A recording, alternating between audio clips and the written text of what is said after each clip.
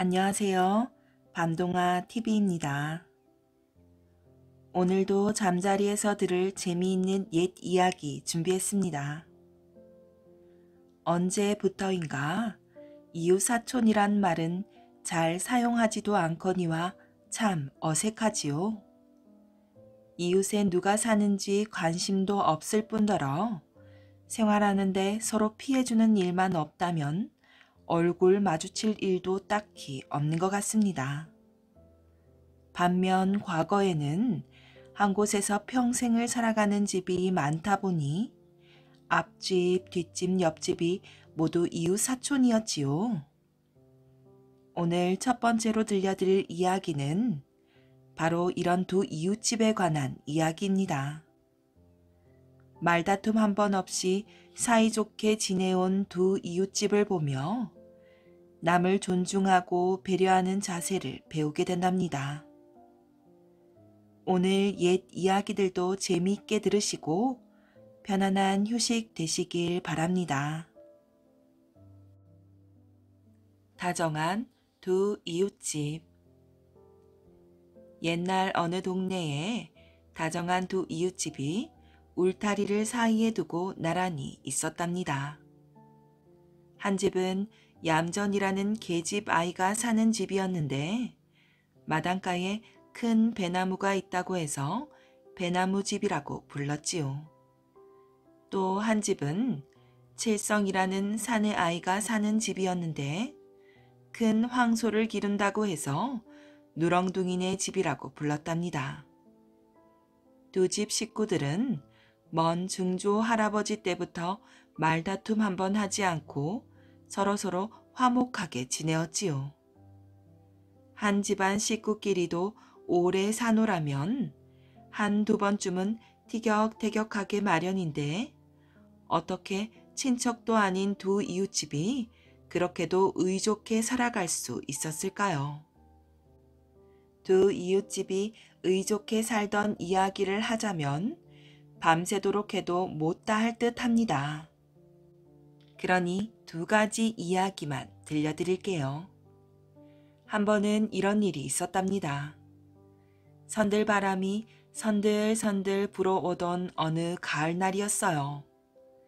칠성이는 밖에 나가 동네 아이들과 풀 메뚜기를 잡으며 재미나게 놀다가 저녁녘에야 집으로 돌아왔지요. 살인문을 열고 마당으로 들어서던 칠성이는 울타리 옆에 배 두 알이 떨어져 있는 것을 보았어요. 칠성이는 얼른 달려가서 양손에 하나씩 집어들었지요. 신누렇게 익은 먹음직스럽게 생긴 배였답니다. 향기로운 냄새가 물씬 풍기는데 보기만 해도 군침이 스르르 돌았지요. 칠성이는 배고픈 김에 이것저것 생각할 새도 없이 한 입 뚝 베어 어석어석 먹었어요. 바로 그때 황소를 앞세우고 가을갈이 하러 갔던 아버지가 돌아왔어요. 아버지는 토방에 앉아서 배를 먹고 있는 아들을 보고 물었지요. 칠성아, 너 그 배 어디서 났느냐? 우리 집 마당에서 주웠어요. 뭐라고? 우리 집 마당에서 줍다니 그게 무슨 소리냐? 정말이에요, 아버지. 저 울타리 옆에 떨어져 있었어요. 아버지는 칠성이가 가리키는 곳을 눈여겨보았어요. 울타리 너머로 이웃집 배나무 가지 하나가 쭉 뻗어들어와 있었지요. 틀림없이 그 가지에서 떨어진 배였답니다. 아버지는 대뜸 성이 나서 커다란 손으로 칠성이의 엉덩이를 철썩 때리며 꾸짖었어요. 너는 언제야 철이 들겠느냐? 그래, 그 배가 이웃집 배나무에서 떨어진 줄을 몰랐단 말이냐? 아무리 우리 집 마당에 떨어져 있다 해도 남의 물건에 함부로 손을 대서는 못 쓴단다. 당장 가서 얌전히 내 아버지 보고 잘못했다고 빌어라. 칠성이는 얻어맞은 엉덩이가 얼얼해서 울었어요. 사내 녀석이 울긴 어서 썩 갔다 오지 못할까? 아버지는 또다시 큰 소리로 꾸짖었어요. 칠성이는 고개를 푹 숙이고 살인문으로 걸어 나갔지요. 바로 그때 울타리 곁에 서서 이웃집에서 들려오는 말소리를 다 듣고 있던 얌전이네 아버지가 도끼를 들고 나오더니 배에 나무를 찍기 시작했어요. 칠성이 아버지는 급히 달려가 얌전히 아버지 보고 물었지요. 여보게, 이웃집 동갑이 그 귀중한 배나무를 갑자기 왜 찍나? 배나무가 아무리 귀중하다 한들 이웃집 외아들보다야 더 귀하겠나. 이 배나무 때문에 칠성이가 엉덩짝을 얻어맞은 게 분해서 그러네. 그러니 아예 없애치우면 될 게 아닌가? 허허, 참 사람도 내가 잘못했네. 내가 잘못했다니까. 제발 찍지 말게나. 아무렴 그러면 그렇겠지. 얌전이네 아버지는 배나무에 올라가 신누렇게 익은 배를 한 알도 남기지 않고 다 땄답니다. 그러고는 똑같이 나누어 한 몫을 울타리 너머로 넘겨보냈어요. 아직 나이가 어린 칠성이는 자기 아버지가 얌전히 아버지 보고 무엇을 잘못했다고 빌었는지 그 이유를 딱히는 알 수가 없었지요. 물론 이 다음에 어른이 되면 다 알게 되겠지요. 그러나 그날 칠성이는 제 앞에 저절로 굴러온 물건이 제 아무리 소중한 것이라고 해도 남의 물건일 때에는 절대로 손을 대서는 안 된다는 것만은 똑똑히 알고 넘어갔다고 합니다. 두 이웃집 사이가 이러했으니 다정할 수밖에 더 있겠어요. 한 가지 이야기를 더 하자면 그 이듬해 어느 여름날이었답니다. 하루 종일 논 김을 메고 나서 저녁녘에야 집으로 돌아오던 얌전이네 아버지는 텃밭 머리에서 발걸음을 멈추었어요. 웬일인지 딸애가 콩포기 옆에 쪼그리고 앉아서 홀짝홀짝 울고 있었지요. 얌전아, 너 왜 우느냐? 무슨 일이 있었느냐? 얌전이는 흐느끼기만 할 뿐 대답을 하지 않았어요. 말을 해야 알지. 어머니한테 꾸중을 들었느냐? 예, 집을 잘못 봐서. 꾸중 들을 짓을 했으면 꾸중을 들어야지. 그러지 말고 어서 들어가자꾸나. 얌전이네 아버지는 딸을 데리고 집 안으로 들어와 어떻게 된 영문인지 알아보았어요. 알아보니 얌전이가 집을 비워둔 채 밖에 나가 노는 사이에 이웃집 황소가 지나가다가 텃밭의 콩을 대여섯 폭이나 뜯어먹었다는 것이었지요. 얌전이네 아버지는 콩도 콩이거니와 딸이 제 어머니의 말을 잘 듣지 않았다는 말을 들으니 가만히 있을 수가 없었어요. 그래서 단단히 으름장을 놓았지요. 얘야, 여기 좀 앉아라. 언제부터 어머니의 말을 귓등으로 들었느냐? 다시 한번 그랬단 보거라. 집에선 내쫓고 말터이니.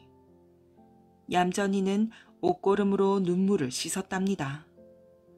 훌쩍거리긴. 어서 뚝 그치거라. 이웃집에서 듣겠다. 그날 밤 얌전이네 아버지는 집안 식구들에게 이웃집 황소가 텃밭에 콩을 뜯어 먹었다는 소리를 아예 입 밖에 내지 말라고 신신당부했어요. 그러나 이웃집에서 벌어진 일을 칠성이 아버지가 모를 리가 없었지요. 그 이튿날 꼭두 새벽에 일어난 칠성이 아버지는 자기 집 황소를 사정없이 족치고 나서 살인문 밖으로 끌어냈어요. 얌전히 아버지가 급히 달려와 앞을 막아서며 물었지요. 여보게, 이웃집 동갑이 갑자기 정신이 나갔는가? 애지중지 기르던 소를 왜 때리나?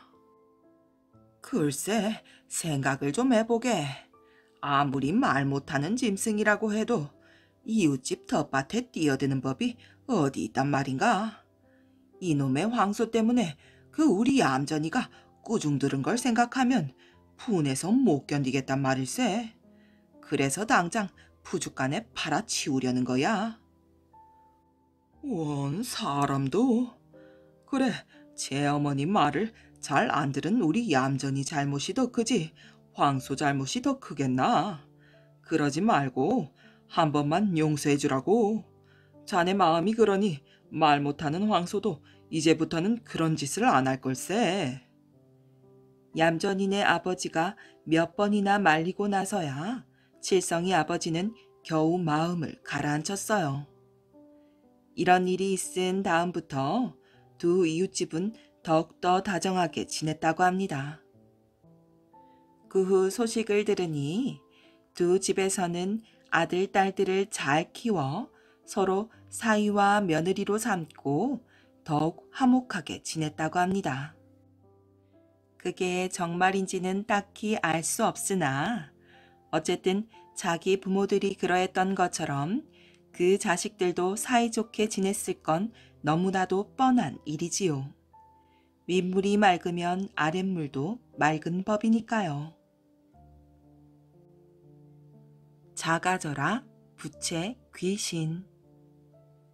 옛날 깊은 산속에 부채 귀신이 살았는데 부채를 가지고 붙이면서 커져라 하면 산더미만큼 커지고 작아져라 하면 생쥐만큼 작아진댔어요.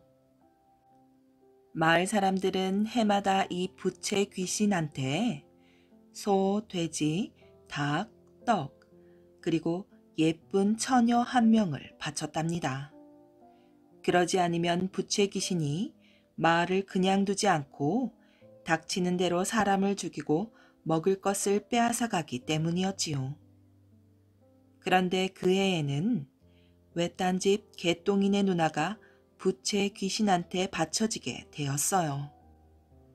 개똥이네 식구들은 벌써 며칠 전부터 울며 불며 딸을 바치는 일이 슬퍼서 먹지도 자지도 못했답니다.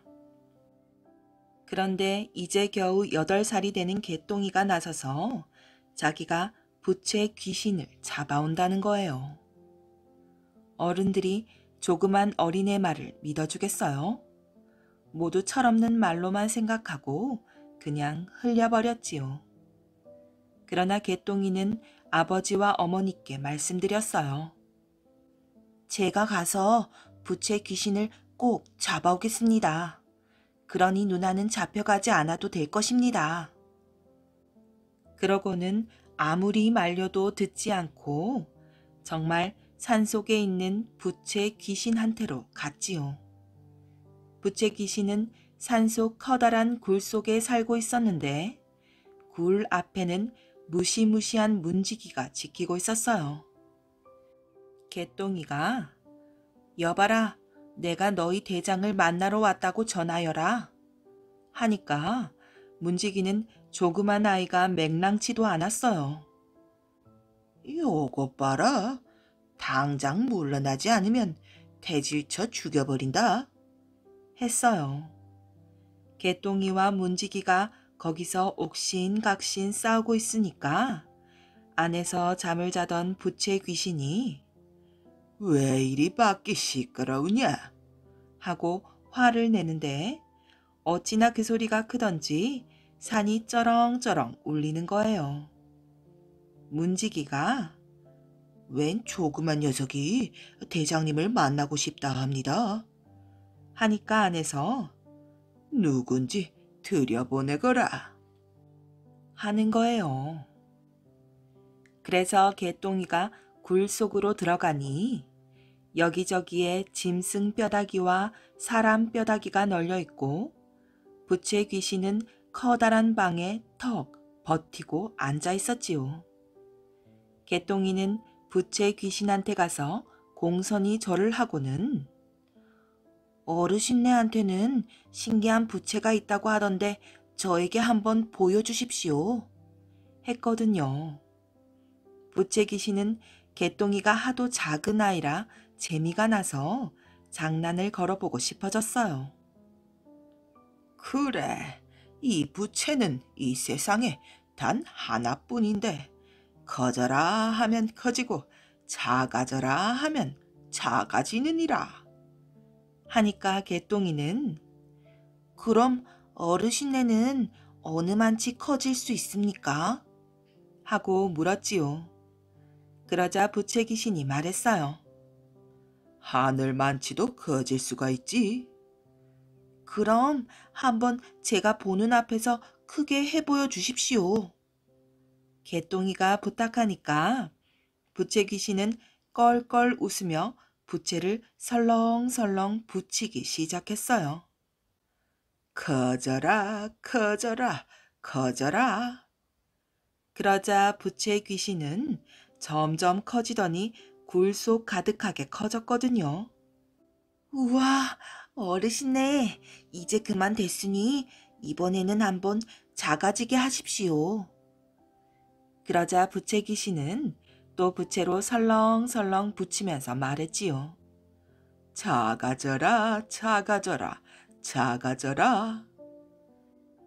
그러자 점점 작아지기 시작해서 본래 부채 귀신만큼 줄어들었어요. 더 작게는 못하나요?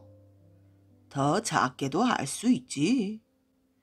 부채 귀신이 계속 작아져라 작아져라 하니까 자꾸자꾸 작아졌어요. 나중에는 꼭 개똥이 키만큼 작아지니까 개똥이가 더 작게도 할 수 있나요? 했지요. 그러자 부채 귀신은 자꾸자꾸 더 작아져가지고 강아지만 해졌어요. 개똥이가 더 작게는 못하나요? 하니까 부채 귀신은 왜 못해? 더 작게 할 수도 있다. 하고는 점점 작아져가지고 생지만해졌거든요. 개똥이가 이젠 더 작게는 못하나 보지요. 하니까 부채 귀신은 왜 못해? 하면서 부채로 자꾸 붙여 콩알만해졌어요. 개똥이가 내 손바닥에 올라와 보세요. 하니까 손바닥에 올라왔어요. 이때다 하고 개똥이는 콩알만해진 부채 귀신을 입에 넣고 꼴딱 삼켜버렸어요. 부채 귀신은 개똥이 뱃속에서 팔딱팔딱 뛰다가 그만 죽어버렸답니다. 개똥이는 얼른 부채를 가지고 설렁설렁 붙이면서 커져라 커져라 하니까 점점 커져서 부채 귀신만해졌거든요. 그래서 밖에 나와 문지기한테 꿇어 엎드려라 하니까 문지기가 벌벌 떨면서 살려달라 하는 걸 부채로 작아져라 작아져라 해서 작아지게 했어요.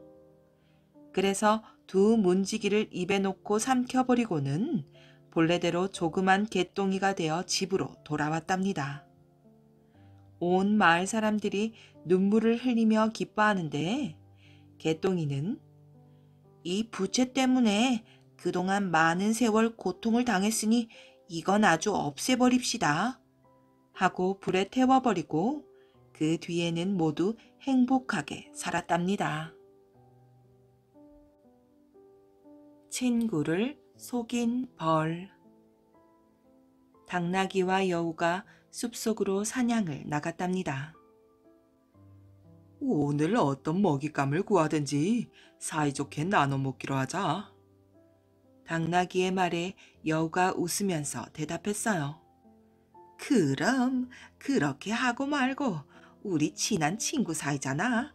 콩 한 조각이라도 나눠 먹어야 진짜 친구지. 두 동물은 먹잇감을 찾아서 다정하게 숲속을 달려가고 있었어요. 그때 불쑥 눈앞으로 사자가 나타났지요. 너무나 갑자기 나타나서 어디로 도망을 칠 수 있는 형편이 못 되었지요. 아니, 저 무시무시한 눈빛 좀 봐. 사자가곤 나한테 덤벼들 것 같은걸. 어떻게 해야 이 위기를 무사히 넘길 수 있을까? 내 목숨을 건질 좋은 방법이 없을까? 겁이 난 여우는 부들부들 떨리는 마음을 누르면서 애써 침착한 태도로 사자에게로 다가갔지요. 자기가 먼저 사자 쪽으로 다가간 것이에요. 당나귀는 그 큰 눈이 겁에 잔뜩 질린 채 여우의 행동을 넋을 놓고 바라보고만 있었지요. 사자 앞에 다가간 여우는 사자의 귀에 대고 귓속말을 했답니다. 사자님, 사자님이 저를 살려주신다면 저 당나귀를 사자님께 드리겠어요. 덩치가 저보다 몇 갑절은 더 크니까 저 같은 조물애기 여러 마리를 단숨에 잡아드시는 셈이 될 것입니다요. 힘을 한 번만 들이고 여러 마리의 여우를 드시는 게 더 낫지 않겠습니까? 사자가 생각해보니 그 말이 맞는 것 같아 고개를 끄덕이며 말했어요. 좋군. 당나귀부터 먹기로 하지. 사자의 다짐을 단단히 받은 여우는 당나귀에게 가서 은근한 목소리로 말했지요. 당나귀야, 간신히 그 사자를 속여놓고 왔어. 얼른 도망치자꾸나. 뒤도 돌아보지 말고 죽어라고 뛰어야 해. 알았지? 여우의 말에 순진한 당나귀는 그만 감동하여 눈물이 글썽해졌어요. 여우야, 나를 위해서 정말 어려운 일을 했구나. 고맙다. 당나귀는 여우의 뒤를 따라 숲속을 달려갔어요. 내가 저번에 봐둔 함정으로 데려가야겠구나.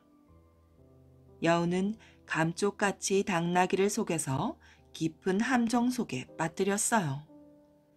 당나귀의 울음소리를 뒤로하고 여우는 서둘러 사자에게 돌아가서 말했어요. 사자님, 이 약속대로 당나귀를 사자님께 바치겠습니다. 그래. 당나귀가 지금 어디에 있느냐? 네, 저쪽에 있는 함정 속에 빠뜨려 놓았습니다. 여우의 말에 사자가 빙긋 웃으며 말했어요. 그래?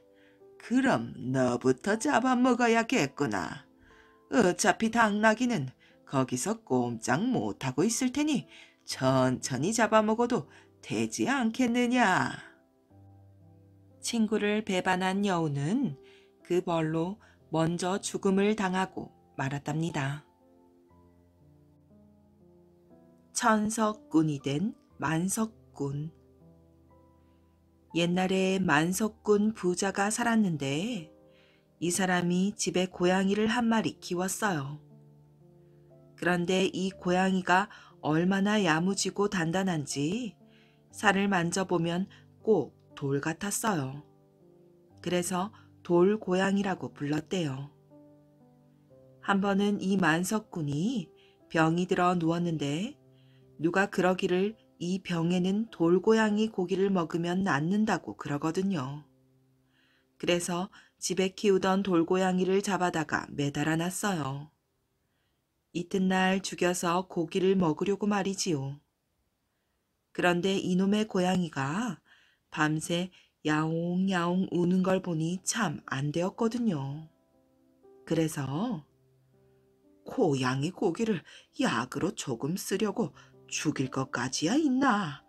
엉덩이 살을 조금 베어내고 도로 꿰매주면 살지 않을까? 하고서 그 이튿날 고양이를 묶어 매단 채로 엉덩이 살을 조금 베어냈어요.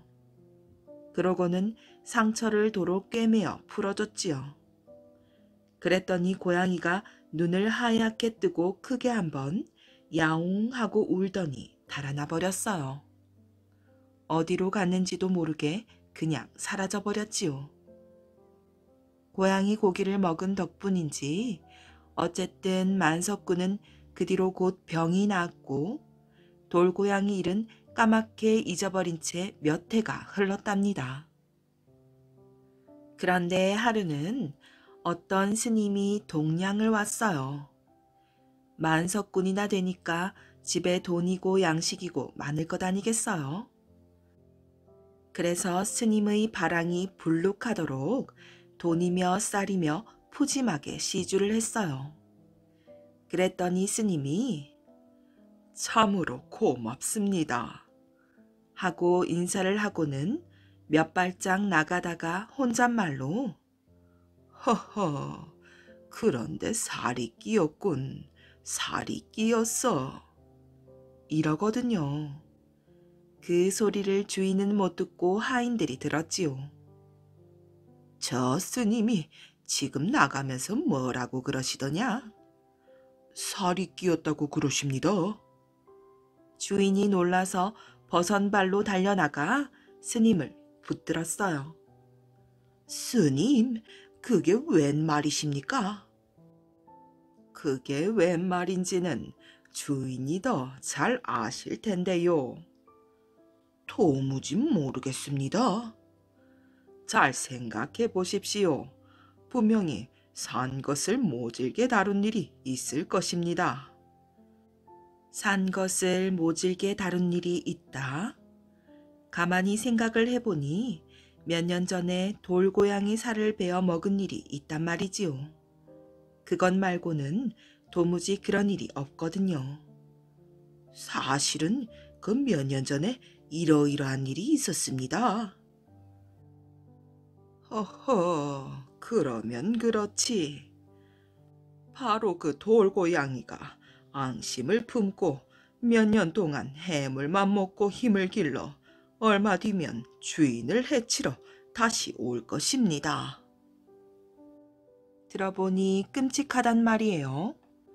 고양이가 앙심을 품으면 반드시 사람을 해친다고 하고 또 고양이가 해물을 먹으면 엄청나게 힘이 세진다는 말을 들은지라 등골이 서늘해지는 거예요. 그러면 그 죽는 방도만 있고 살 방도는 없습니까? 내일 날이 밝는 대로 돈을 한 짐 싣고 북쪽으로 가십시오. 가다 보면 개를 파는 집이 많을 것이요. 그중 반드시 호박개라고 하는 것을 3마리 사되 돈을 아끼지 말아야 합니다. 개를 집에 데리고 오면 묶어두지는 말고 개가 하는 대로 가만히 두십시오. 스님이 그 말만 남기고는 바람같이 가버렸어요. 만석군은 그 이튿날 날이 밝는 대로 길을 떠났지요.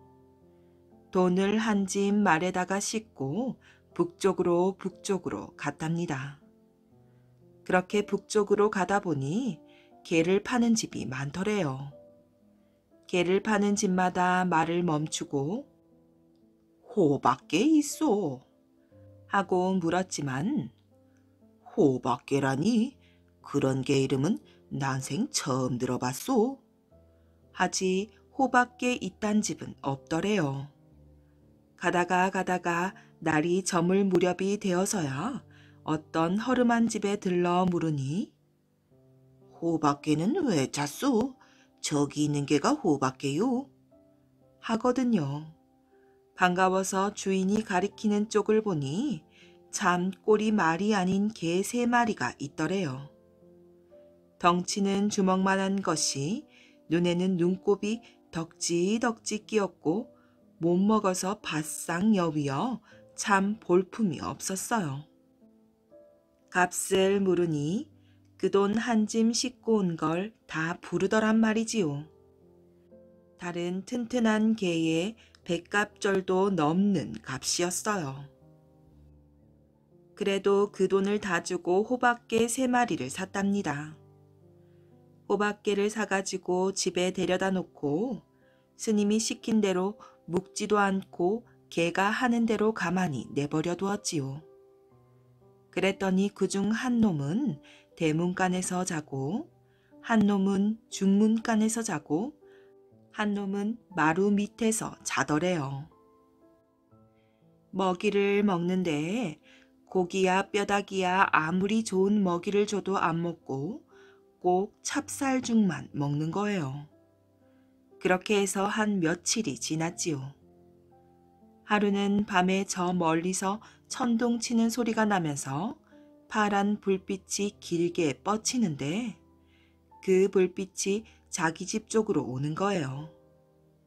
이거 큰일 났다 싶어서 얼른 식구들을 딴 집으로 보내고 주인 혼자서 다락에 올라가 문틈으로 내다보고 있었지요. 조금 있으니까 벼락치는 소리가 나면서 덩치가 호랑이만한 것이 성큼 나타나는데 가만히 보니 전에 그 돌고양이더란 말이지요. 이놈이 아빠를 곤두세우고 대문으로 들이닥치는데 대문을 지키던 개가 그냥 죽은 척하고 있는 거예요. 고양이가 달려들면 맞서 싸워야 할 텐데 그냥 죽은 듯이 엎드려 있는 거예요. 고양이가 대문을 열고 중문으로 들이닥치는데 중문 지키는 개도 그냥 죽은 듯이 엎드려 있어요. 두 놈이 얼씬도 안 하고 가만히 있었지요. 그동안에 고양이는 중문도 열고 앞마당을 가로질러 마루 위로 날아올랐어요. 고양이가 마루 위로 달려드니까 그제서야 마루 밑을 지키던 개가 벌떡 뛰어올라 고양이한테 달려들더래요. 다른 두 놈은 가만히 있고요. 그런데 호박개가 덩치는 작아도 얼마나 날쌘지 호랑이만한 돌고양이를 어지간히 당하더래요. 둘이서 물고 뜯고 싸우는데 깨갱깨갱 야옹야옹 아주 난리가 났어요. 그렇게 한참 동안 싸우다가 인제 개가 슬슬 밀리네요. 힘으로 도저히 못 당하니까 밀리는 거예요. 곧 죽게 생겼지요. 이거 큰일 났다 하고 있는데 그때서야 중문을 지키던 개가 갑자기 벌떡 일어나서 번개같이 고양이한테 달려들더래요. 먼저 싸우던 개는 도로 마루 밑으로 들어가 죽은 듯이 엎드려 있고 또 한참을 싸우다가 힘이 빠져서 슬슬 밀리니까 이번에는 대문 지키던 개가 달려들어 싸우고 먼저 싸우던 개는 도로 중문 아래로 가서 가만히 엎드려 있어요. 이렇게 번갈아 가면서 싸우니까 고양이도 못 당해내지요. 다른 개가 싸우는 동안 가만히 엎드려 힘을 모아뒀다가 달려들고 하니까 못 당하는 거지요. 밤새도록 싸우다가 날이 부옇게 셀 무렵에야 고양이가 나가 떨어졌어요. 개 3마리도 지칠 대로 지쳐서 축 늘어졌지요. 주인이 나와서 고양이를 아주 불에 태워 없애버리고 개들을 안아다가 방에 누이고 찹쌀죽을 끓여다 먹여서 겨우 살려놨어요. 그래도 2마리는 살고 1마리는 죽었지요. 죽은 개를 양지 바른 곳에다 고이 묻어주고 나니까 살아있던 개 2마리도 슬그머니 어디론가 가버리더래요. 그러고는 다시 나타나지 않았어요. 며칠 뒤에 주인이 꿈을 꾸는데 허연 노인이 나타나서 개의 은혜를 갚으려거든 앞으로 더도 말고 덜도 말고 한 해에 딱 1000석씩만 거두고 나머지는 다 가난한 사람들에게 베풀어 주거라 하더래요. 그 뒤로 한 해에 딱 1000석씩만 거두고 나머지는 다 가난한 사람들에게 나누어 주었지요. 행여 잘못해서 1000석에서 단 몇 석만 더 거두어도 개 무덤에서 개 울음소리가 났다니 참 신기하지요. 이것이 만석군이 천석군이 된 이유랍니다. 어리석은 바보 아이. 여러분들은 바보 가운데서도 가장 어리석은 바보가 어떤 바보인지 알고 계시나요? 가장 어리석은 바보는 제정신을 잃고 남의 말만 귀가 벌쭉해서 듣는 바보랍니다.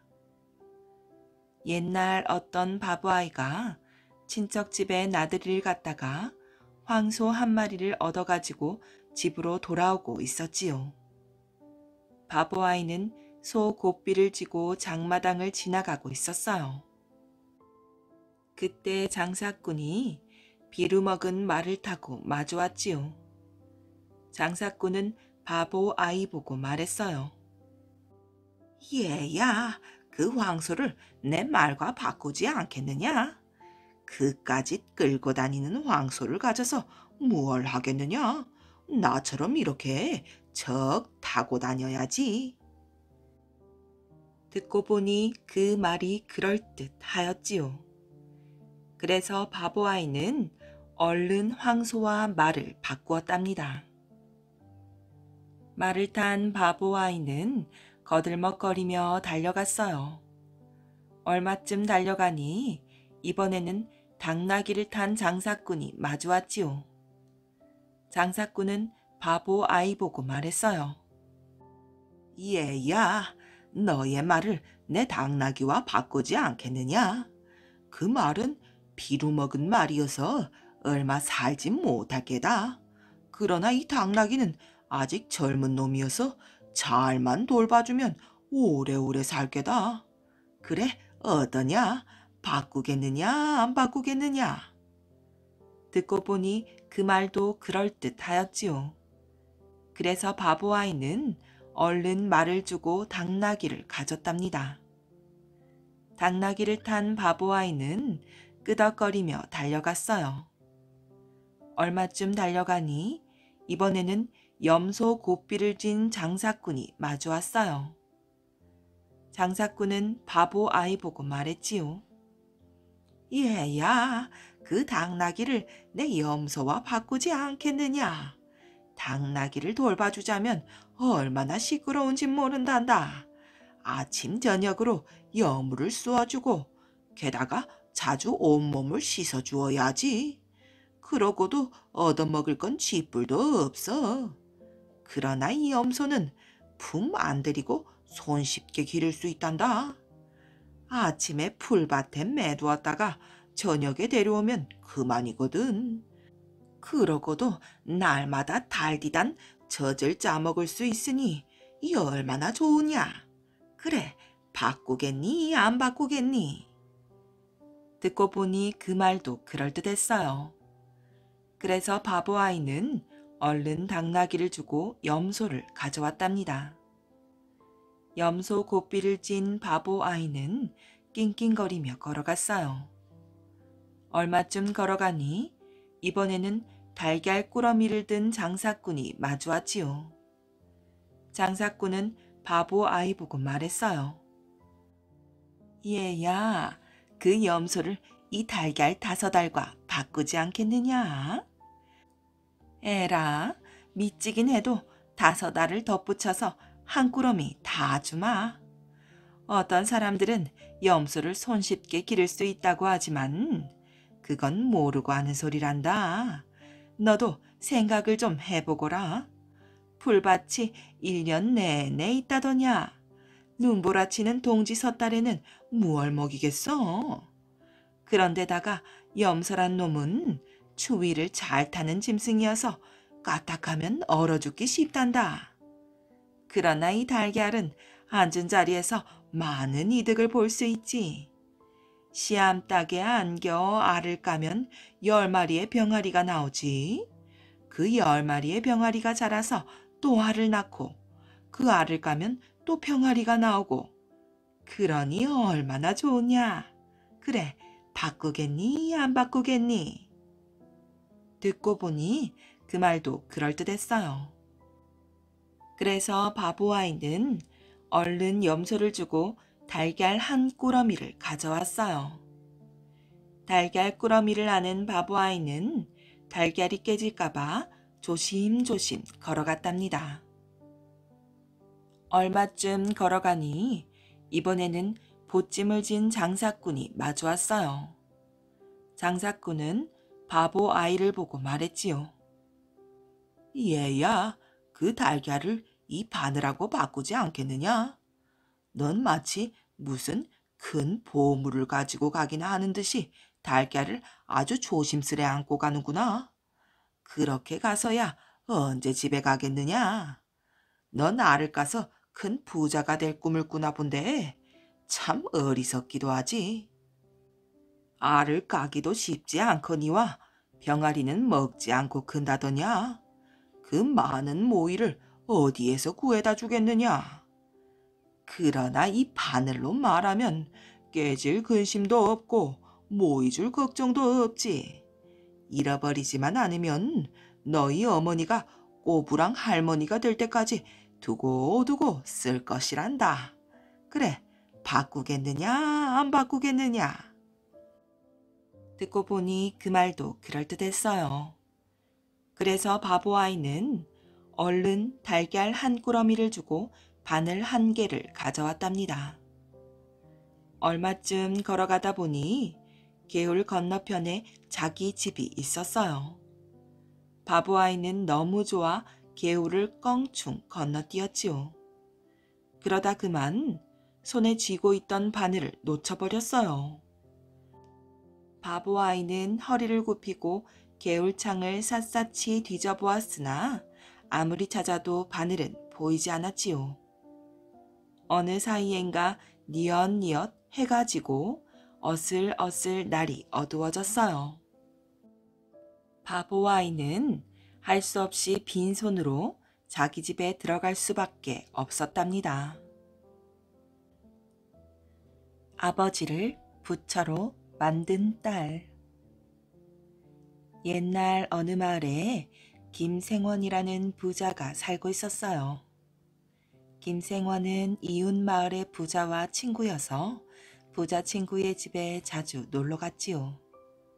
그런데 그 부잣집에만 갔다 오면 늘 한숨을 쉬었답니다. 내게도 아들이 있으면 얼마나 좋을까. 김생원은 딸 하나만 두었지만 부자 친구는 아들만 넷을 두어 몹시 부러웠던 것입니다. 아버지의 속마음을 눈치채고 있는 딸은 그럴 때마다 아버지를 늘 위로해드렸어요. 아버지, 너무 아들을 부러워하지 마세요. 제가 아들 못지않게 잘 모실 테니까요. 딸은 아버지를 더욱 정성 들여 보살펴 드렸답니다. 그러던 어느 날 밤이었어요. 김생원은 방문을 두드리는 소리에 잠이 깨어 벌떡 일어났지요. 아버님, 저예요. 말씀드릴 게 있습니다. 딸의 목소리였어요. 이 밤중에 무슨 일이냐? 아버지는 무엇인가 심상치 않은 일이 있는 것 같아 걱정스런 얼굴로 물었지요.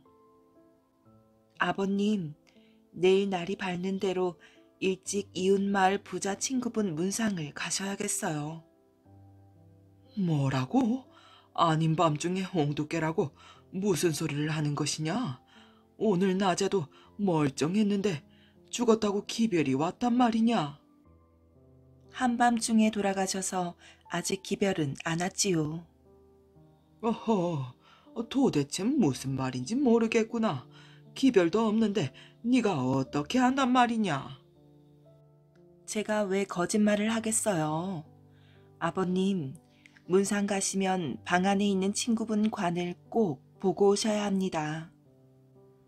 김생원은 친구가 갑자기 죽었다는 것도 이상하였지만 더욱 이상한 것은 딸이었어요. 예사롭지 않게 영리한 아이라는 것은 알고 있었지만 도무지 믿어지지가 않았지요. 더구나 죽은 친구의 관을 꼭 보고 오라는 것으로 보아 엉뚱한 소리는 아닌 것 같았어요. 어쨌든 내일 아침이면 사실이 드러날 테니까 기다려 보기로 하였지요. 김생원은 이튿날 아침 일찍 이웃마을 부자 친구의 집으로 갔답니다. 대문 앞에 오니 집안에서 울음소리가 들려왔어요. 우리 딸의 말이 맞았구나. 어떻게 미리 알았는지 정말 이상한 일이야. 김생원은 딸이 어젯밤에 한 말을 되새기며 안으로 들어갔지요. 제상에 분향을 하고 절을 하니 어제 낮까지 함께 있던 친구가 머리에 떠올라 눈물이 흘렀답니다. 상주들에게 위로의 인사를 마친 김생원은 딸의 당부대로 친구의 관을 보려고 일어섰어요. 내 친구의 마지막 모습을 못 봤으니 관이라도 봐야겠네. 김생원이 시신이 놓인 방으로 들어가려 하자 상주인 아들이 앞을 가로막으며 말했어요. 아저씨, 들어가지 마세요. 조문을 하셨는데 무엇하러 관을 보시려고 합니까? 아들은 김생원의 팔을 잡아 끌며 말렸어요. 어서 사랑채로 가시어 약주나 드시지요. 어허, 친구의 관을 마지막으로 한번 만져본다는데 왜들 그러는가? 죽은 아버지의 단짝 친구라는 것을 잘 아는 아들들은 김생원에게 사정하듯이 말했지요. 아저씨, 제발 부탁입니다. 들어가지 마세요. 관을 보시면 놀라실 것 같아 그럽니다. 놀라 죽어도 괜찮네. 자네들 아버지와 내가 어떤 사이인가? 아무 걱정 말게. 김생원은 아들들을 밀어젖히고 시신이 있는 방으로 들어섰어요. 그 순간 너무나 놀라고 끔찍하여 하마터면 정신을 잃을 뻔했답니다. 아니, 구렁이가? 친구의 관 위에 큰 구렁이 한 마리가 기다란 몸을 또아리처럼 친친 사리고 앉아서는 눈물을 뚝뚝 흘리고 있었어요. 그제야 아들들이 방 안에 들어가지 못하게 막은 이유를 알 것 같았지요. 너무나 괴상한 광경을 본 김생원은 곧장 집으로 돌아왔답니다. 굳은 얼굴을 하고 들어오는 김생원을 본 딸이 말했지요. 아버님, 부자 친구분이 돌아가셔서 어떻게 되었는지 보셨지요? 김생원은 딸의 말을 듣고 놀랐어요. 자기 딸이 신통한 아이라는 것을 확실히 알게 되었으니까요. 정말 끔찍하여 차마 눈을 뜨고 볼 수가 없더구나. 김생원은 혀를 차며 고개를 내저었어요. 죄를 지어 구렁이가 된 건데 무얼 그리 안타까워하세요. 친구분은 부자가 되려고 못된 짓을 많이 하셨거든요. 아버님, 구렁이가 눈물을 흘리는 걸 보셨지요? 하지만 이제 와서 잘못을 뉘우쳐 눈물을 흘린다고 무슨 소용이 있겠습니까? 이미 때가 늦은걸요. 아니, 네가 그걸 어떻게 안단 말이냐? 딸은 아버지의 말에는 대답하지 않고 또렷한 목소리로 말했지요. 아버님도 나중에 돌아가시면 구렁이가 될지도 몰라요. 뭐라고? 나도 말이냐? 얘야, 빈말이라도 그런 소린 하지 말거라. 내가 왜 구렁이가 된단 말이냐? 김생원은 친구의 관 위에 눈물을 흘리는 구렁이가 머리에 떠올라서 온몸에 소름이 끼쳤지요. 아버님도 재물을 늘리려고 죄를 많이 지으셨거든요. 내가 죄를 지었다고?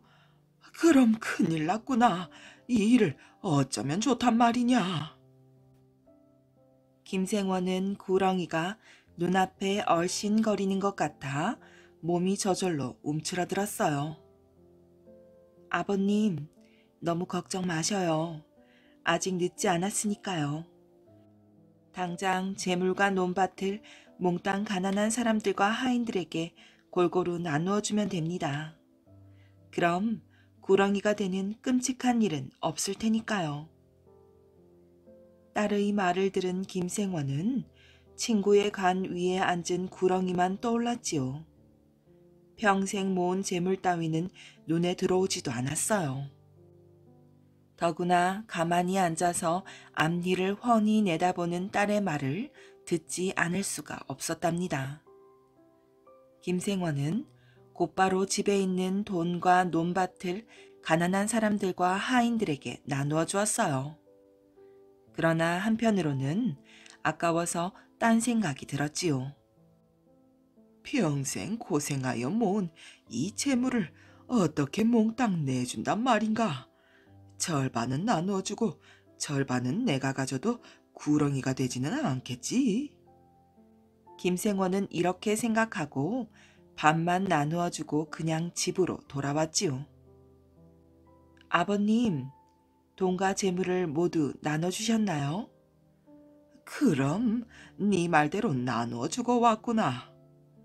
김생원은 딸에게 거짓말을 하여 가슴이 뜨끔했지만 어쩔 수가 없었답니다. 다음 날 아침이었어요. 아버님, 오늘 제가 아버님을 모시고 갈 때가 있어요. 어서 채비를 하고 나오시지요. 김생원은 딸을 따라서 산으로 올라갔지요. 아무 영문도 모르고 깊은 산속으로 들어가자 궁금하여 물어보았어요. 얘야, 어디로 가는지 말해줄 수가 없겠니? 아버님, 이제 다 왔습니다. 저기 보이는 폭포에 가는 겁니다. 이윽고 딸과 아버지는 물이 세차게 쏟아지는 폭포 아래에 닿았지요. 딸은 아버지에게 가지고 온 삼배자루 하나를 주며 말했어요. 아버님, 이 자루에 물을 가득 담아주세요. 얘야, 이것은 삼배자루가 아니냐. 구멍이 이렇게 숭숭 난 자루에 어떻게 물을 담는단 말이냐. 아버님, 어서 담아보세요. 계속 담으면 담을 수가 있답니다. 아버지는 삼배자루를 들고 폭포 밑에 갠 물을 담기 시작했어요. 처음에는 물이 새서 담아지지 않았으나 딸의 말대로 계속 퍼서 담자 이상하게도 삼배 구멍이 물로 메워져 담을 수가 있었답니다. 그러나 아무리 퍼서 담아도 자루의 반밖에는 채워지지 않았어요. 이 광경을 옆에서 지켜보던 딸의 얼굴빛이 갑자기 바뀌었지요. 아버님, 저에게 거짓말을 하셨지요? 내가 무슨 거짓말을 했단 말이냐? 지금도 네가 시키는 대로 하고 있지 않느냐? 아버님, 왜 삼배자루에 물이 반밖에 채워지지 않는지 아세요? 아버님이 제 물의 반만 나누어 주어서 그런 거랍니다. 아니, 네가 그걸 어떻게 알았단 말이냐? 내가 잘못하였구나. 잘못했어. 아버지는 놀라서 딸의 손을 덥석 잡았지요. 어서 집으로 돌아가자꾸나. 나머지 반도 몽땅 나누어 줘야겠어. 아버님, 그렇게 하세요. 친구분처럼 되는 건 싫으시잖아요. 김생원은 더 이상 딸의 말을 거역할 수가 없었답니다. 산을 내려와서 나머지 재물과 논밭을 몽땅 가난한 사람과 하인들에게 나누어 주었어요. 다음 날 아침, 딸은 아버지를 모시고 이번에도 깊은 산골로 들어갔지요. 얘야, 재물을 다 내주었으니 오늘은 삼배자루에 물을 가득 채울 수 있겠지? 그럼요. 하지만 오늘은 폭포에 가는 게 아닙니다. 딸이 아버지를 모시고 간 곳은 절이었어요. 아버님, 여기가 저희들의 집입니다. 열심히 일하면서 살도록 해요. 아버지는 딸의 말에 크게 실망했지만 내색을 하지는 않았답니다. 예사롭지 않은 딸이 하자는 대로 따르지 않을 수 없었기 때문이지요. 그날부터 김생원은 딸과 함께 절에서 부처님을 모시면서 열심히 일하며 살았어요. 처음에는 견디기 어려웠으나 차츰차츰 절간 생활에 익숙해져 편안하게 살게 되었지요. 그러던 어느 날 뜻밖의 걱정거리가 생겼어요. 주지 스님이 의논할 일이 있다며 김생원의 방으로 찾아왔어요. 따님을 아내로 맞이하고 싶습니다. 결혼을 승낙해 주십시오. 주지 스님의 말을 들은 김생원은 너무나 놀라 어리둥절하였어요. 주지 스님은 이 절은 물론 다른 곳에도 많은 땅을 가지고 있는 욕심이 많은 사람이었지요. 사실은 처음 만났을 때부터 예쁘고 영리한 따님을 좋아하게 되었습니다. 부디 소승의 청혼을 받아주십시오. 주지 스님의 간곡한 청을 거절할 수 없어 몹시 난처하였어요. 김생원은 딸과 의논할 테니 기다려 달라고 하고는 급히 딸에게 가서 사실대로 말하였지요. 아버님, 아무 걱정 마시고 제게 맡겨주세요. 딸은 놀라기는커녕 대수롭지 않은 듯이 아주 태연스럽게 말했어요. 사나흘쯤 지난 어느 날이었지요. 딸은 주지 스님을 만났어요. 스님의 말씀을 아버님께 전해들었습니다. 제 소원을 들어주신다면 기꺼이 스님의 청혼을 받아들이겠어요. 소원이 있다고? 어서 말해봐라. 나와 결혼해준다면 무엇이나 들어주고 말고.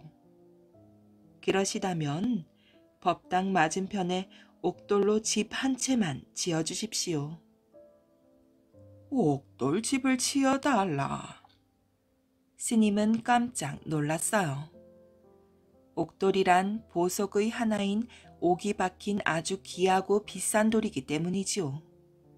그러나 예쁜 아가씨와 결혼한다고 생각하니 돈 따위는 조금도 아깝지 않았어요.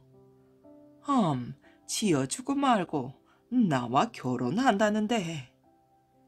스님은 바로 옥돌을 사들여 집을 짓기 시작했답니다. 옥돌이 워낙 귀하고 값이 비싸서 스님은 옥돌집을 완성하는데 자기 재산을 거의 다 써버렸어요. 그러나 스님은 김생원의 딸과 결혼한다 생각하니 몹시 기뻤지요. 집이 완성되자 스님은 딸에게 말했어요. 자, 이제 너의 소원대로 옥돌집을 지어주었으니 나와 결혼해 주겠느냐? 예, 그렇게 하겠습니다. 하지만 마지막으로 방 안에 옥돌로 선반 2개만 만들어 주십시오. 스님은 이제 와서 거절할 수가 없어 나머지 재산을 몽땅 팔아 옥돌 선반을 만들어 주었어요. 그러자 딸은 아버지를 선반 위에 앉히고 자기는 아래에 앉은 다음 스님을 불렀답니다. 스님, 제 소원대로 옥돌집에 옥돌 선반까지 만들어 주셔서 정말 고맙습니다. 이제 곧 결혼하겠으니 스님은 빗자루를 들고 잠깐만 옥돌문 밖에 서 계십시오. 그리 하겠네. 스님은 이상하게 생각되었으나 결혼한다는 말에 마음이 들떠 하라는 대로 따랐지요. 김생원의 딸은 연부를 하기 시작했어요. 옥돌집에서 흘러나오는 연불 소리가 은은하게 산골짜기로 울려 퍼졌어요. 이윽고 연불 소리가 멈추자 참으로 이상한 일이 벌어졌지요. 옥돌 선반 위에 앉은 김생원과 딸은 부처가 되어 있었어요. 그리고 빗자루를 들고 문 밖에 서 있던 주지스님도 문지기 부처로 변해 있었지요. 김생원의 딸은 돈에 욕심이 많아 재물만을 탐내는 아버지와 주지스님의 돈을 모두 쓰게 하고는 부처가 되게 한 거예요. 죽어서 구렁이가 되지 않고 존경받는 부처가 되었으니 얼마나 다행한 일입니까?